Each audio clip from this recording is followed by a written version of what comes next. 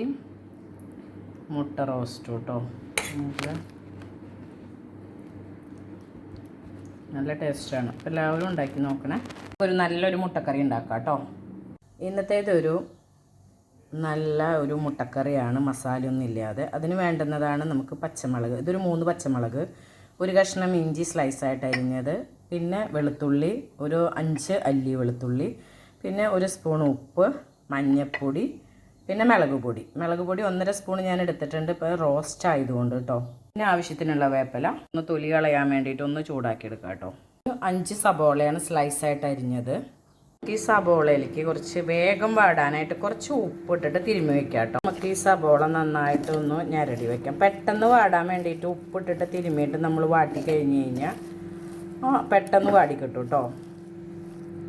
ഇനി നമ്മൾക്കിതാ ഈ പരുവായി. ഇതുപോലെ നമുക്ക് പെട്ടെന്ന് വാടി കിട്ടാൻ വേണ്ടിയിട്ട് ഇങ്ങനെ ചെയ്തിട്ട് നമുക്ക് വാട്ടുന്നത് നല്ലതാണ് സബോള കേട്ടോ. ഉപ്പിട്ടിട്ട് നമ്മളൊന്ന് വേർപ്പെടുത്തിയെടുത്താൽ മതി കേട്ടോ. ഗ്യാസ് കത്തിച്ചിട്ട് നമുക്ക് തക്കാളി തൊലി കളയാൻ വേണ്ടിയിട്ട് ഇതാ ഇതേപോലെ ഫോർക്കിൽ കുത്തിയിട്ടൊന്ന് കാണിച്ചാൽ മതി കേട്ടോ. പെട്ടെന്ന് നമുക്ക് തൊലി കളയാൻ പറ്റുമേ. ഒന്ന് ചൂടാക്കി കിട്ടിക്കഴിഞ്ഞാൽ തൊലി നന്നായിട്ട് പോകും. തക്കാളി തൊലി എന്തോ കുടലിൽ പറ്റി പിടിക്കുന്നൊക്കെ പറയുന്നുണ്ട്. അപ്പോൾ അതുകൊണ്ട് ഇതൊന്ന് ശ്രദ്ധിക്കുന്നത് നല്ലതാണ്. ഈസി ആയിട്ട് ഇതാ ഇങ്ങനെ പോരും കേട്ടോ. പൊളിച്ച് കളഞ്ഞാൽ ചൂടാണ്, എന്നാലും ഞാൻ കാണിച്ചു തരാം. തക്കാളി നമുക്ക് തൊലി കളയാനായിട്ട് ഒരു ബുദ്ധിമുട്ടുമില്ല. ചുട്ടെടുത്ത് കഴിഞ്ഞാൽ അത് നല്ല ചൂടുണ്ട്. അത് ചൂടാറിയിട്ട് നിങ്ങൾ തൊലി കളഞ്ഞാൽ മതി കേട്ടോ. ഇനി പാൻ അടുപ്പത്ത് വെച്ചു, തീ കത്തിച്ചു. പാൻ ചൂടായി നമ്മൾ 2 സ്പൂണ് വെളിച്ചെണ്ണ ഒഴിക്കണം കേട്ടോ. കുറച്ച് വെളിച്ചെണ്ണ കേട്ടോ. ഈ കുപ്പി കുറച്ചേ വീഴുള്ളൂ, അതുകൊണ്ടാണ് കേട്ടോ കൂടുതലായിട്ട് തോന്നണത്. എണ്ണ ചൂടായി, നമുക്ക് അതിലേക്ക് ഇഞ്ചി ഇടാം.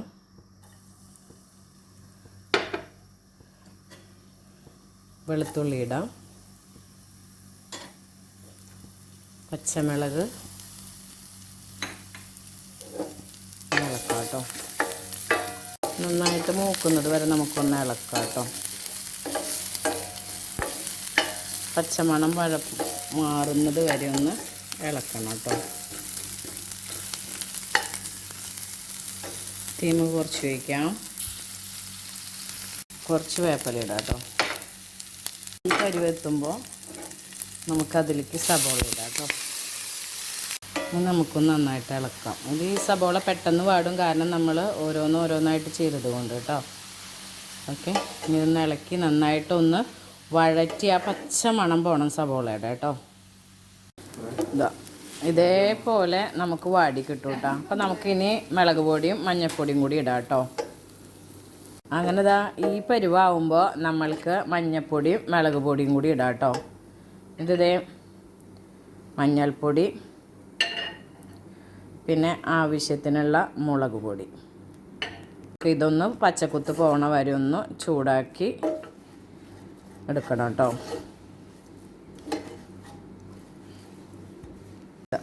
ഈ പരുവാകുമ്പോൾ നമുക്കിനി തക്കാളിയൊക്കെ അരിഞ്ഞത് വേണം ഇടാനായിട്ടിട്ടാ. കരിയരുത്, കരിഞ്ഞ് വരരുത് കേട്ടോ. കളഞ്ഞ് അരിഞ്ഞ് വെച്ച തക്കാളി നമുക്ക് അതിലിട്ട് മൂപ്പിക്കാം കേട്ടോ. പിന്നെ ഇതാ ഇത് മൂത്ത് ഈ പരുവായിട്ടോ. അപ്പോൾ ഇത് പരുവായപ്പോൾ നമുക്ക് ഇതാ അരിഞ്ഞു വെച്ച തക്കാളി വേവിച്ചത് ഇതിലേക്ക് ഇടാം കേട്ടോ. നമുക്ക് നന്നായിട്ട് ഇളക്കി മൂപ്പിച്ചെടുക്കാം. ഇനി നമുക്ക് ചെറിയ തീയിൽ നന്നായിട്ടൊന്ന് ഈ തക്കാളിയും കൂടി ഒന്ന് നന്നായിട്ട് വഴറ്റിയെടുക്കണം കേട്ടോ. നന്നായിട്ട് വഴറ്റിയെടുക്കണേ. തക്കാളി നന്നായിട്ട് വെന്ത് ഉടയണേ. ഇതാണ്ട ഈ പരുവത്തിൽ ആവുന്നത് വരെ കുറച്ചും കൂടെ നമുക്ക് വേവിച്ചെടുക്കാനുണ്ട് കേട്ടോ. ഈ പരുവാകുമ്പോൾ നമുക്കിനി ഇതിലേക്ക് മുട്ടയിടാം കേട്ടോ. ഭയങ്കര ടേസ്റ്റ് ഉണ്ട് കേട്ടോ, നല്ല ടേസ്റ്റാണ് ഈ മസാല. കാരണം ഇത് ഓൾറെഡി നമ്മൾ ഉപ്പ് തിരുമിയത് കൊണ്ട് നന്നായിട്ട് വെന്തിട്ടുണ്ട്. ഇനിയിപ്പോൾ നമുക്കിതിലേക്ക് മുട്ടയിടാം കേട്ടോ. മുട്ടയിട്ടിട്ട് നന്നായിട്ട് ഇളക്കാം. ഇത് വേണ്ട നല്ല അടിപൊളി നല്ല മുട്ട റോസ്റ്റ് തയ്യാറായിട്ട് നമുക്ക് നല്ല എരിവും നല്ല മുട്ടയും ഒക്കെ കൂടിയിട്ട് നമുക്ക് തയ്യാറാക്കിയെടുക്കാം കേട്ടോ. അടിപൊളി ടേസ്റ്റാണ്. അപ്പോൾ എല്ലാവരും ഇങ്ങനെ മസാല ഇല്ലാത്ത മുട്ട റോസ്റ്റ് ഒന്ന് ഉണ്ടാക്കി നോക്കണം കേട്ടോ. ഇങ്ങനെ നമുക്ക് നല്ല മുട്ട റോസ്റ്റ്, മസാല ഇല്ലാത്ത മുട്ട റോസ്റ്റൊക്കെ നമുക്ക് ഉണ്ടാക്കാം. വെള്ളമൊന്നും വേണ്ട കേട്ടോ. അത് ചപ്പാത്തി കഴിക്കാനായിട്ട് നല്ല ടേസ്റ്റാണ്. കണ്ടോ, എല്ലാവരും ഒന്ന് ഉണ്ടാക്കി നോക്കണേ. നമ്മുടെ ഹെൽത്തി ആയിട്ടുള്ള മുട്ട റോസ്റ്റ് റെഡി ആട്ടോ. എല്ലാവരും ഒന്ന് ഉണ്ടാക്കി നോക്കണേ.